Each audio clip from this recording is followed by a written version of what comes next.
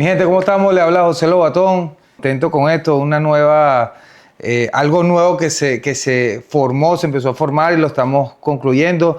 Esto no lo podía hacer solo, pues esto viene acompañado de mi hermosa esposa, Nina. Contento por esto, creo que es algo que veníamos planificando de hace tiempo, queríamos hacerlo. Es algo que no es fácil mentalmente y creo que por los nervios y todo lo que se avecina siempre que eso pasa, pero estamos aquí con todos los ánimos del mundo, las ganas para llevarle anécdotas, llevarle cosas buenas, cosas que quizás ustedes no saben de nosotros, cosas quizás también del mundo de las esposas, de lo que ellos se ven atrás de escena, del cual que ninguno ven. Bueno, quiero darle la bienvenida a mi esposa, Nina. Gracias por estar aquí, por compartir conmigo. Bueno, gracias por la invitación, bienvenidos a todos.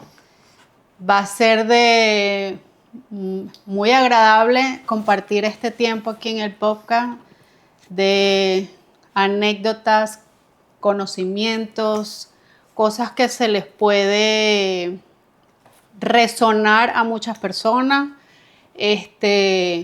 consejos, muchos consejos porque son bastantes los que nunca vas a saber hasta que llegas al final. Así es, así es. En el podcast, en uno de los reels, anteriormente nosotros conversamos y dejamos alguna preguntita ahí como medio en el aire. Nosotros compartimos mucho en nuestro tiempo y al principio en nuestro comienzo hubo mi segunda subida a las Grandes Ligas. Mi primera subida, como ustedes lo saben, fue con los Padres de San Diego en el 2009. Luego vinieron con los Tampa Bay Rays. En ese momento, pues, mi primera subida, yo estaba conociendo a mi esposa, todavía no éramos apenas novios. O quizás que en ese momento creo que ni novios, estábamos conociendo, estábamos conversando nada más. Sí. Para la segunda ya era distinto, ya estábamos casados, nosotros no habíamos casado. Primera vez que venía a Estados Unidos, por cierto. Entonces, digamos que habían pasado creo que 3 años para yo poder subir a las Grandes Ligas otra vez. Se hizo un poco largo la espera para volver a subir a Grandes Ligas con Tampa. Y llega el llamado. Le hago un pequeño recorrido primero yo salgo, mi esposa me dice antes de salir, 6 de la mañana creo que salí el autobús para el aeropuerto y me dice mi esposa, estábamos adentro, y me dice, apúrate que te voy a dejar el autobús. Apúrate, llévate todo, pasaporte, todo, porque primera vez que yo estoy en Estados Unidos. Y como yo soy despistado, pues se me queda todo, las cosas siempre se quedan así a los lados. Y yo salgo con mi maleta, usando mi maleta. Llegó el autobús y me dicen, Lobatón, no te bajes en el autobús hoy porque te subieron a Grandes Ligas. Yo voy, ¿sabes? Muy serio de vuelta a la habitación, toco la puerta, mi esposa me abre y me dice, no puede ser, te dejo el autobús y ahora tengo yo que ir a hacer eso, ahora tengo yo que irte a llevar, no sé qué, yo te dije que te tenías que apurar. Entonces, ¿qué recuerdas tú de eso? Bueno, me recuerdo que era muy temprano, no se escuchaba nada y cuando él viene de regreso se escucha en la acera, en cada canalito, la maleta, taca, taca, taca. Y yo, señor, se regresó, lo dejó el autobús. Cuando él llega me dice, yo le salgo y le digo, te dejó el autobús, ¿verdad? El aeropuerto está a 45 minutos. Sí. Primera vez en Estados Unidos, me daba nervios. Y resulta que a él lo suben a Grandes Ligas. Cabe destacar que yo no sé mucho de eso, me encanta el béisbol, me encantaba el béisbol en Venezuela, pero en Estados Unidos cuando se acababa en Venezuela a mí no me importaba y los que me conocen en Venezuela saben que yo me desconectaba de una vez, no me importaba Grandes Ligas. Él me dice, me subieron y yo empiezo a brincar en los muebles y yo, sí, te subieron, pero yo no sé, pero algo me sonaba que era bueno. Y llamo a la gente de él y le digo, ¿puedo decir el nombre? Sí, sí. Rafael, han subido a Manuel a Grandes Ligas. ¿Qué? No puede ser, que no sé qué. Y yo, ajá. Recuerden que Manuel, porque es mi segundo nombre, okay. Y así es que me llaman a mí. José Manuel. Y él, ¿qué? No puede ser, ¿cuándo fue? Yo, sí, seguía brincando, pero yo en todas estas no sé mucho de qué es subir a Grandes Ligas. El próximo paso era que había que hacer maleta. Sí, comprar el pasaje, porque viene la cuestión de llamar a mi agente, mira, tiene que comprar el pasaje para que se vaya conmigo. Nos fuimos, llegamos a Tampa, algo distinto, llegar otra vez a Grandes Ligas. Empiezan a suceder cosas buenas, vienen las cosas de mi primer día, cómo llegar. Lamentablemente después hubieron unas par de lesiones, creo que llegué a Grandes Ligas, creo que mi tercer juego, segundo juego full, me lesioné la rodilla. Y larguísimo ese juego. Sí, fueron, y bueno, ahí vienen cosas, una detrás de otra, las lesiones, viene esto, pero hay algo bien importante que sucedió en nuestra estadía en Tampa. Creo que no ha sucedido mucho en las Grandes Ligas y creo que no le ha sucedido a casi nadie. Digamos, creo que fue en ese momento que lo hicimos nosotros, fueron como, creo que iban 1 o 2 personas nada más que lo habían hecho. ¿Qué te recuerdas tú de Tampa, de un día en la mañana? ¿Cómo sucedió esto de nosotros llegar a casarnos en el Tropicana Field? En San Petersburg. Bueno, ya habíamos concretado que nos íbamos a casar. Uh-huh. Yo estoy en las gradas y la esposa de Carlos Peña, Pamela Peña, me dice, ¿qué te parece si se casan en el estadio? Yo, no, ¿qué? No, a él no le va a gustar eso, él es muy reservado, y yo nerviosa, yo, ¿qué es eso? No. Me dice, tranquila que yo organizo todo. Ella hizo sus movimientos porque nos íbamos a casar, era como en la prefectura. En el registro, o sea, era el juez y nosotros ya. Y ella, no, tranquilo. Cuando termina el juego, listo, ya eso estaba acomodado, ya todo. Pero nos casamos a puertas cerradas, o sea, llegamos en la mañana, antes de un juego. Los padrinos Carlos Peña y Pamela Peña. Y bueno. Increíble, fue increíble porque tenía el estadio. Acomodaron todo. Los que hacen el Eso es algo que nadie sabe. Sí. Si lo revisan por Google, van a saber.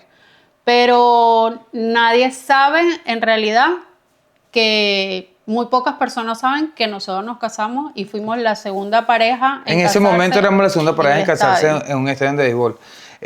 Don Zimmer, creo que, si mal no recuerdo, creo que fue el primero, no recuerdo exactamente. En Nueva York, creo. Lo cierto es esto, que cuando yo llego en la mañana, resulta que ya habían conversado con con todos la gente que arregla el terreno, con todo.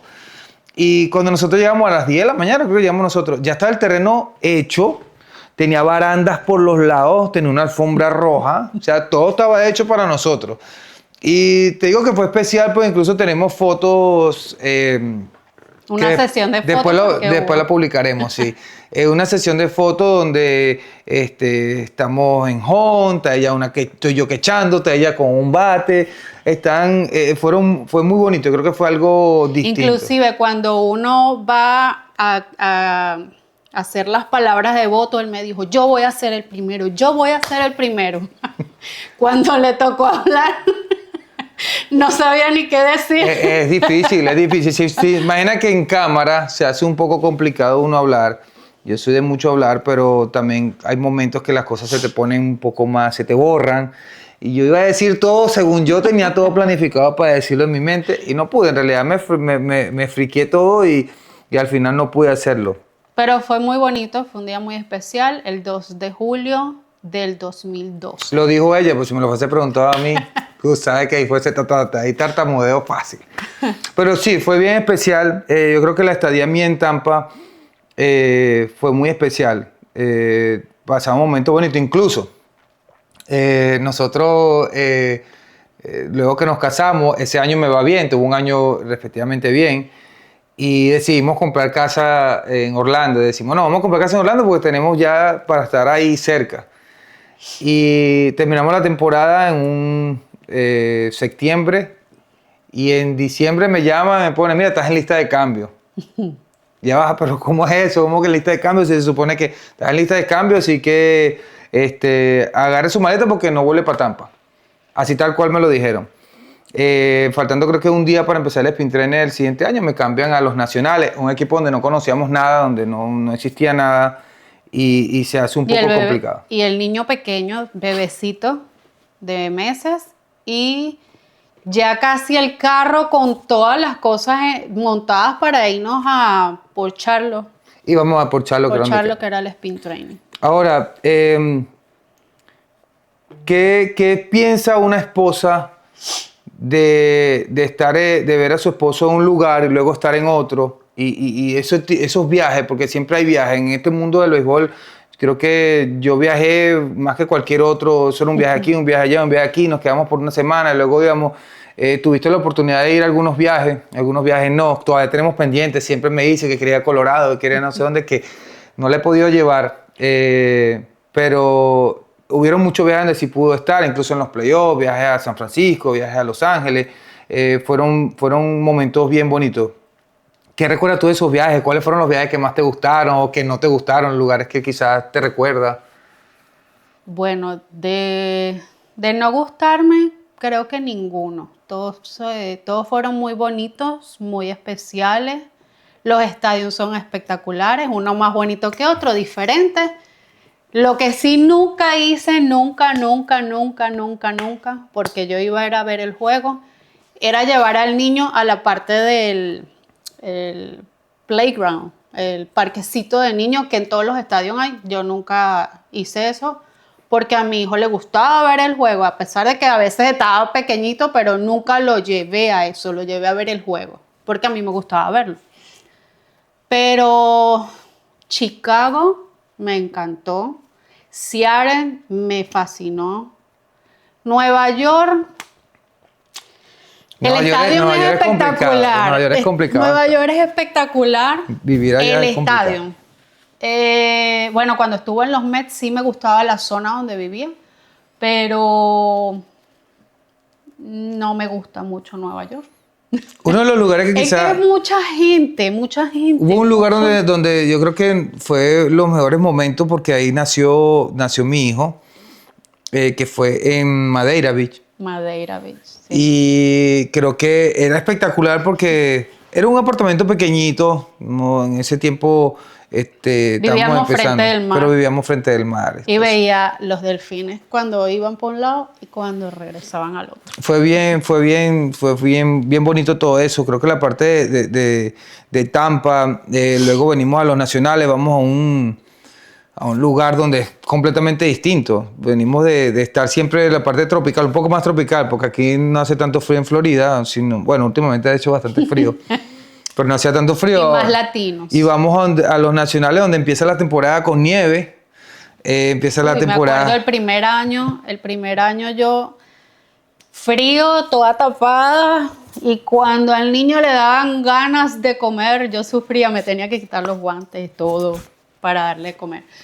Pero una ciudad muy linda y dejamos muchas amistades. Sí. Que todavía, Verónica, Oscar, Ibe, Patricia.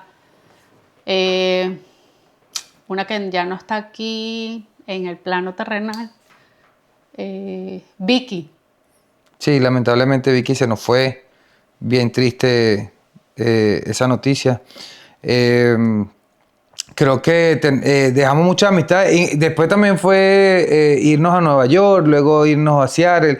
Hubieron muchos eso fue cambios. En la parte no del béisbol, porque en el béisbol tenemos a Yeli Escalona, la esposa de Wilson Ramos, Rosaida, Kayla Harper, Bryce Harper, que adoran a mi hijo y eso lo agradezco. Sí. Desmond, Ian Desmond. Piki, que es Gio González. Que le Eh, decía al Piqui a... Yo creo que en realidad todo el equipo de los Nacionales en esa época, todos nos la llevamos bien. Sí. Siempre tuvimos buena conexión con todo. En general, todos tenían... Mi hijo iba dentro del terreno, que por cierto, pronto lo tendremos también un podcast con él, porque quisiéramos ver qué se recuerda de él. No se recuerda mucho, pues estaba pequeñito. Y en esa época no tenía tanto no era tan... ¿Cómo te diría? Él le gustaba el béisbol, pero no era que era tan fanático del béisbol. Ahora sí es mucho más fanático. Ahora colecciona barajitas, quiere todo el tiempo conocer todos los jugadores que usó. Hoy en día conoce más jugadores de lo que yo conozco. Pero una cosa que siempre voy a recordar, que dices que no le gustaba el béisbol, y en esto me puede afirmar Jelly, que un día él estaba dormido, y empezó a sonar la canción de Cuando vas a batear. ¿Chino y Nacho? Sí, pero ¿cómo que se llama? The Walk of Song. The Walk of Song. Y él se paró y dijo, ¡papi! Y se volvió a dormir y Jelly me dijo, no puedo creer, porque ese niño se sabía la canción de todo. Bueno, no nada más la canción, se sabía el line completo. Ajá. Tenemos un video de él, no sé si mi esposa lo ha publicado en sus redes, Sí. pero tenemos un video de él donde él sale diciendo los nombres de todo. Que nosotros, bueno, ella creo que es ella la que le está diciendo, le dice el nombre, o soy yo, no recuerdo. Yo le digo el nombre y él dice como él lo decía. Y es todo el line completo.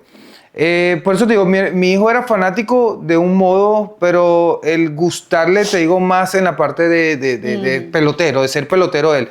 Él lo llevaba muy normal, pero de un momento a otro él despertó más ese interés en que quería ser como alguien, en que quería jugar, en que quería ser mejor infield, en que quería hacer esto, pues lo despertó. Incluso él era catcher en esa época. Le encantaba, Y decía, le encantaba como quechar. mi papi. Sí, pero luego entonces vinieron la parte más difícil de quechar, que es el bloqueo. Y él dijo que no, que sabe, igual yo, no te creas, yo empecé a quechar a los 17 años y me costó bloquear como no tienes idea. Fueron 5 años de mi carrera donde yo no quería llevar golpe. Y mis primeros años fueron horribles en la República Dominicana. Se burlaban de mí porque me tiraban una pelota y yo saltaba, no quería que me pegara. Entonces era como que todo bien un poco difícil, por eso lo tomé bien. Y él decidió que él le gustaba mucho el outfield.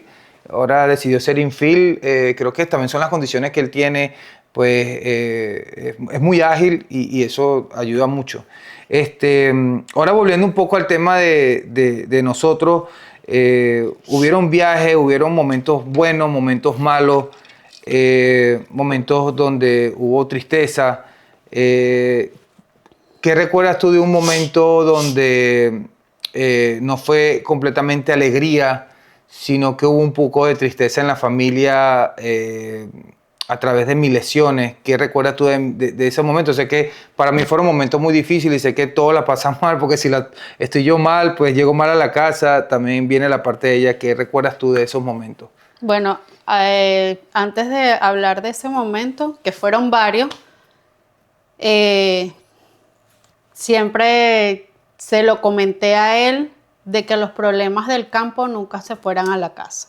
Al principio me los llevaba, al principio tuve mucho problema con eso. Porque era sí. que él llegaba callado, no quería hablar, y cuando hablaba, pero es que por mi culpa, que no bloqueé, pedí yo, ok, son 9 bateadores, si ninguno batea, no se hace nada. Si el pitcher se viene en bola, son base por bola. La culpa no es tuya, son 9 peloteros que están ahí, cada quien tiene su grano de su granito de arena para perder o para ganar. Entonces llegó un momento que le dije, no quiero que el campo se venga a la casa. Y fue lo mejor que pudimos haber hecho. Yo me imagino que él igual por dentro se estaba muriendo, pero teníamos un hijo que había que dedicarle. Uno de los... Pero espérate, es gracioso que ella dice eso porque me sucedió muchas veces en mi carrera, estando con mi hijo. Venía de un día malísimo, malísimo. Y venía mi hijo corriendo, ¡papi! ¡Te vi jugando! ¡Papi! ¿Sabes? Esa emoción de que mi hijo me viera. Y yo venía, pero por dentro queriendo romper todo porque yo sabía que quizás ese día hizo un error o sucedió algo que no fue. Yo creo que eso también me enseñó bastante el que mi hijo viniera de esa manera y poder controlar mis emociones y saber de que ya el juego, al momento de terminar el juego, se terminó, mi trabajo se quedó allá. Y yo creo que a raíz de que ella tanto me hablara de ese tipo de cosas, y yo ver la reacción de mi hijo y ver que mi hijo era tan inocente que ni siquiera sabía que yo había tenido un día malo, sino que simplemente yo era su papá y sea como sea, día bueno, día malo, él estaba ahí.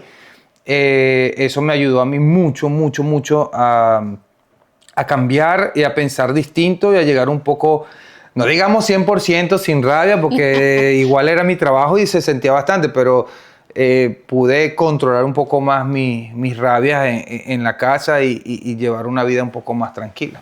Y bueno, de uno de esos momentos, igual de la inocencia del niño, en los Cubs, me acuerdo que se acababan las clases, ya nos íbamos para allá a estar con él porque el niño salía de clase, nos íbamos para allá. En la noche, antes de acostarnos, yo coloqué el juego en el iPad.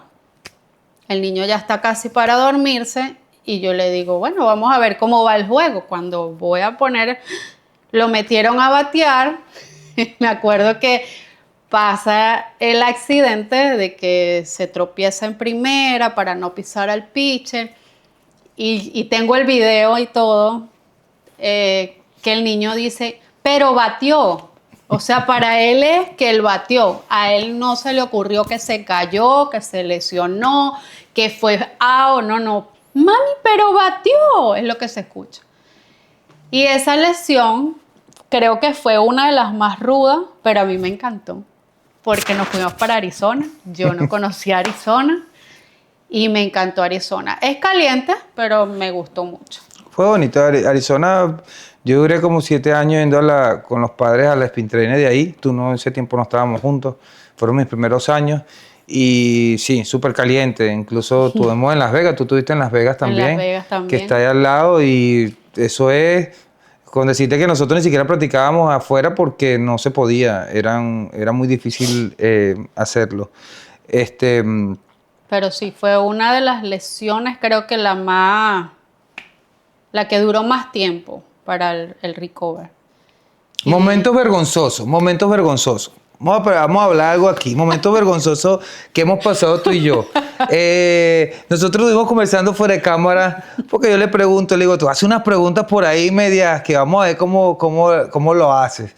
Y yo le digo, tú haces una pregunta sobre un momento entre nosotros vergonzoso.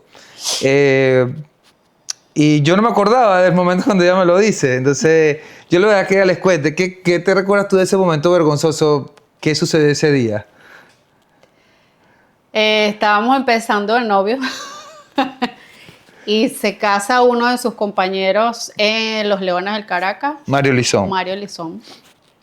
Que con la esposa, ahora su actual esposa, hicimos mucha química y Valeria, muy bella persona, nos invitó a la fiesta. Y en ese momento estaba de moda la canción Fulanito, tírate un paso. Fulanito, tírate un paso. Yo no bailo mucho, así que no es que bailó. No me imaginé a mí bailando. Es que había una mucho. mesa de los Leones del Caracas con sus novias, esposas, todo eso. Y era, Fulanito, date un shot. Date un shot, y shot. Bueno, el amigo se ha borrado. Nos dio la cola de regreso al hotel el pitcher. Olivero. Reiner Olivero. El mudo. Saludos, mudo. Y ese señor iba en el carro. Impertinente. Yo no recuerdo mucho. Lo que pasa es que decíamos muchas cosas, es que uno se pone medio sensual en esos momentos. No sé, te voy a hacer mía, le decía, te voy a hacer mía, pero el problema no era que él era que si iba a ser mío o no, era que se lo decía delante de la gente. Desde la fiesta, en el carro, sí. en el ascensor, bueno. Entonces fue algo bien bochornoso, si yo lo recuerdo. Pero eso quizás es uno de los momentos más avergonzoso que tenemos nosotros. Yo no me avergüenzo de nada de eso, porque yo disfruté mucho mi día y creo que ese día terminamos un juego de los Leones, fue un juego después de los Leones y fuimos al matrimonio, al siguiente día tuvimos que jugar y todo. Yo la pasé bien, me recuerdo que estaba ido. En esos tiempos bebía mucho, gracias a Dios ya no lo hago, pero Pero era el momento, Sí. el momento, ellos se estaban divirtiendo, todo era un shot, pero yo estaba nueva ahí en ese ambiente. No debería haberlo hecho. ¿Verdad que no hagan pasar pena a los demás? Pero esos son momentos que ahorita después de grande, no vamos a decir después de viejo, después de grande ya lo podemos disfrutar, ya lo podemos hablar y son momentos bonitos que sucedieron en el mundo del béisbol y siguen muchos más. Yo creo que nosotros como pareja siempre vamos a pasar por mil y unas cosas, momentos bonitos, momentos difíciles, momentos que nos agradaron, el tener que salir de viaje cada vez, que lo hablamos anteriormente, o sea, un viaje de un momento, otro viaje, no podemos tener nada concreto de decir, va Que a pasar muchas esto. personas dicen, disculpa que te interrumpa, muchas personas dicen que por qué los peloteros reciben tanto dinero. La mayoría de los peloteros, no nosotros, porque tenemos en común un solo hijo, pero la mayoría de los peloteros tienen 3 hijos, 5 hijos, la esposa, la nana, un pocotón de cosas. Tiene que viajar con su familia si quiere compartir. Si no, tienen que hacer algo para que los niños se distraigan en la ausencia de su papá. Ujú. Por tal motivo, ese es uno de los plus de por qué ellos ganan. No mucho, pero hay muchos que ganan mucho. A veces son hasta solteros, últimamente son todos solteros. Pero es justo y necesario porque también tienen que invertir mucho en su físico, en su alimentación, en ejercicio, en muchas cosas que los fanáticos no lo saben. ¿Cómo manejaste tú la parte de la presión, estar en un ambiente de unas gradas? Te lo digo porque desde abajo pues yo no sé cómo se vive eso ahí. Ahora que voy, sí, bueno, sí sé como un poquitico cómo se vive. Porque sí, ahora yo me voy a los juegos, me lo disfruto, escucho las personas a los lados de mí hablando. Fíjate, en estos días fui a uno y estaba un señor con otro señor diciendo, no, que el selector tenía que haber atacado la bola, no, que el otro tenía que haber hecho esto. Y cuando tú te pones a analizar, yo que sé de béisbol, tú dices, ¿de qué están hablando esta gente? O sea, no tienen ni idea de lo que están hablando.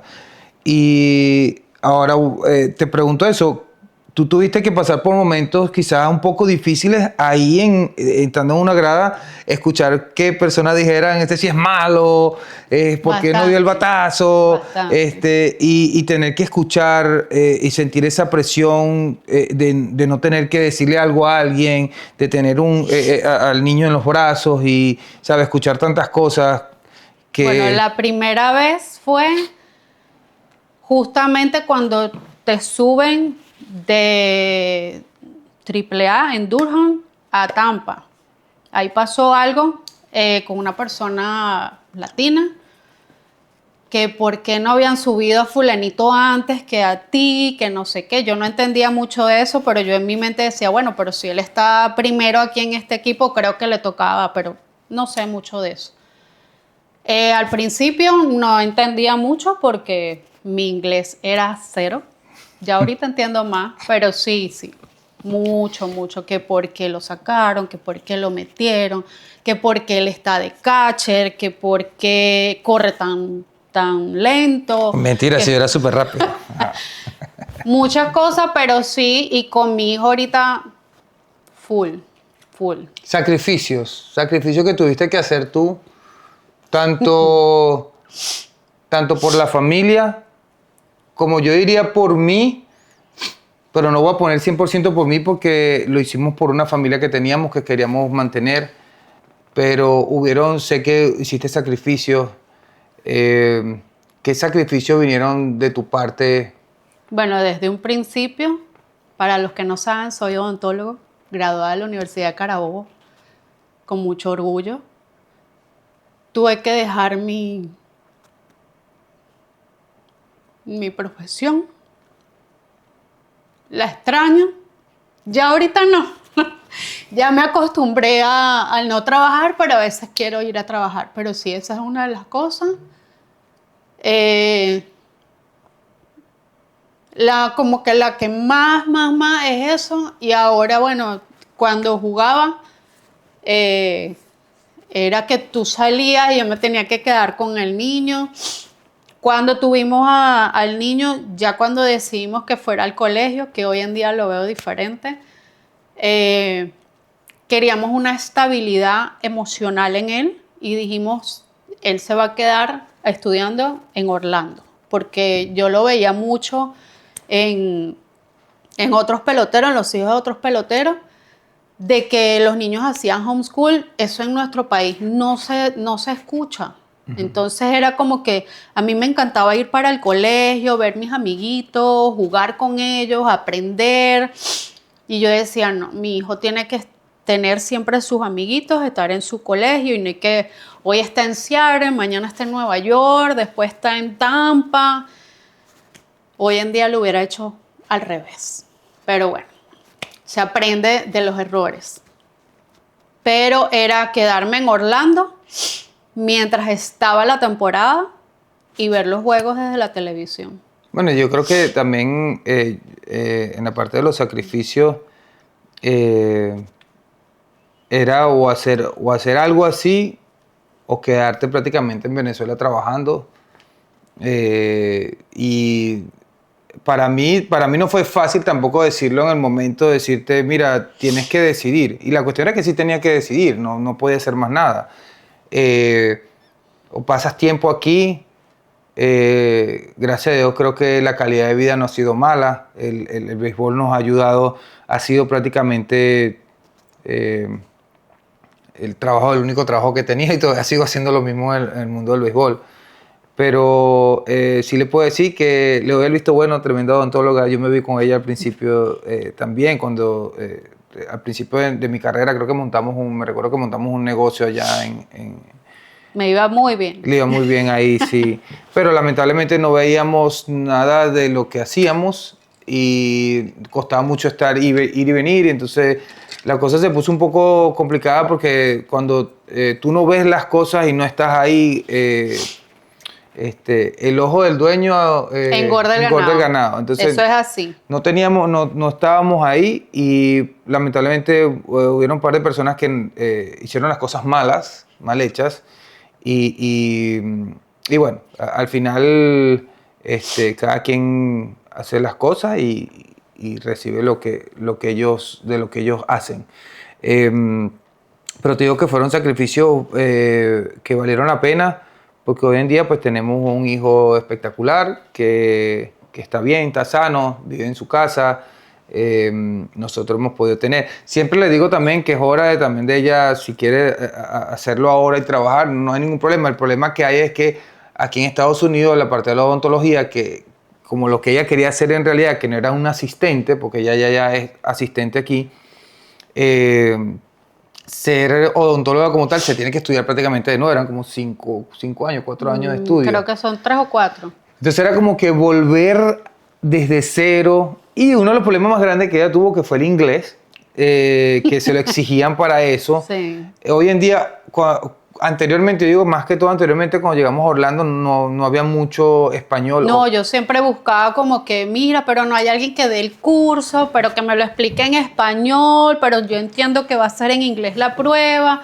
No había nada, hasta que encontré uno en Miami y cuando fui, señores, sentía que estaba hablando chino, que me encantaría ir a China, pero no sabía nada porque no sabía inglés. Entonces, tú lo puedes escuchar en inglés, pero si no lo sabes, no vas a saber. O sea, no vas a saber. Si te hablan de un hueso y te dice bone, para nosotros bone es, no sé qué era.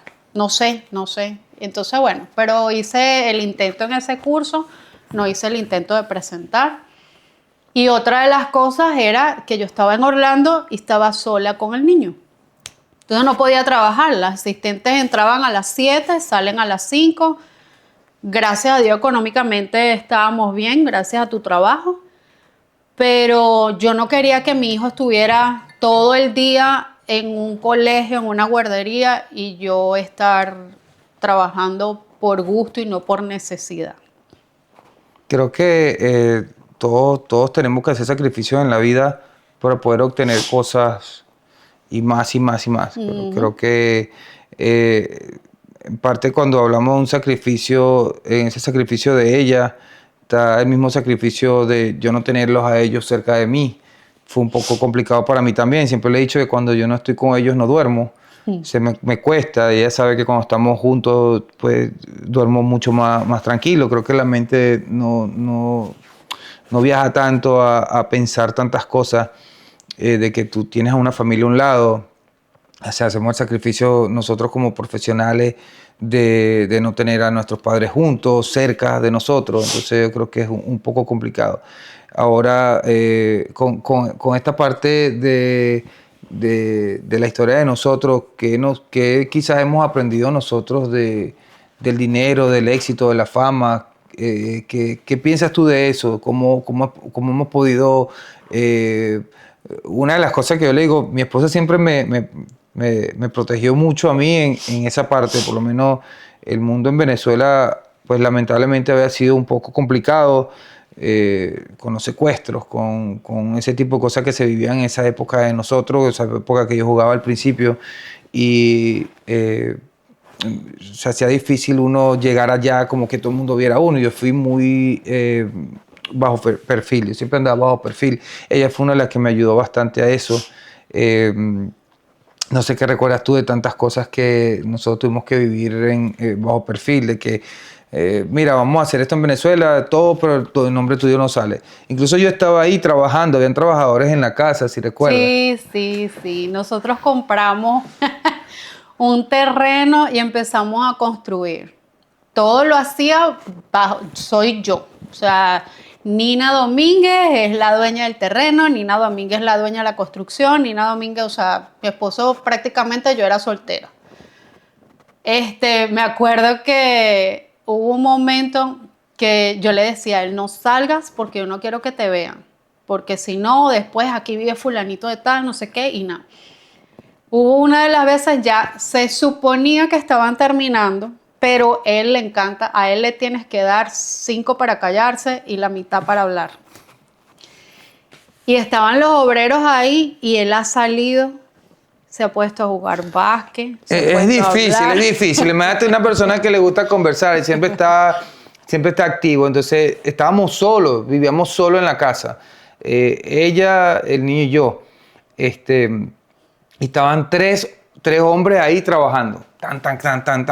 Entonces yo ahí viendo para afuera en la ventana. No, porque no salga, porque te reconocen. Entonces sí, de verdad, en ese tiempo de verdad que sí daba un poco de miedo salir. No es que digamos que ahora es que está muy sano el país, pero sí daba un poco de miedo. Y el que la gente supiera quién eras tú, pues siempre había el riesgo de que te hicieran algo. Entonces yo los veo a ellos ahí y tal. Nada, cuando pasó una semana ya después de confianza estamos jugando básquet, jugamos béisbol, estamos en la jaula de bateo dando batazos. Sí. Creo que fue todo distinto y creo que gracias a mi Dios yo creo que hemos estado bien y hemos estado tranquilos, hemos logrado tantas cosas. Creo que como te digo, seguir dándole gracias a Dios por lo que tenemos. Es una bendición todo lo que hemos pasado, poder recordar nosotros todo eso hoy en día, y más hoy en día que lo único que existe en la vida es divorcio, es lo que más hay. Nosotros hemos tenido tantos altibajos como cualquier ser humano.